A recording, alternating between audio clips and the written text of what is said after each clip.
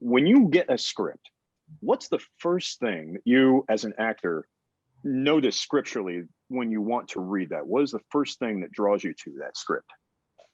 The first thing that I really noticed just by looking at the page is how much dialogue to not even just action description there is.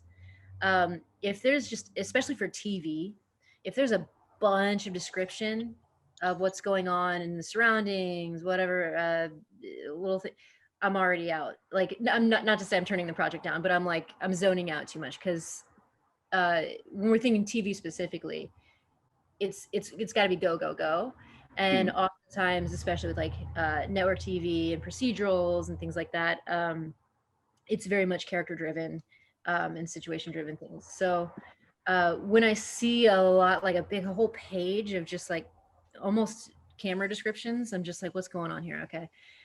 Um, but the next big thing that I notice, because mostly what I have to do is make sure that I'm paying attention to the dialogue. Um, when I read the dialogue, you can 100% tell if someone wrote it with a British accent in their head. And it's one of my biggest pet peeves when someone sends me a part wanting to read it in an American accent when they very clearly in their head were like, and then she walked towards the palace, whatever, in a British accent. Because there's no way that you can pull it off. It's like, it's impossible. And I've tried multiple times. And then I actually, like, when I'm doing self tapes and reading for these things, I'll do it in a British accent and it just fits. It's just like, this is what they were trying to do.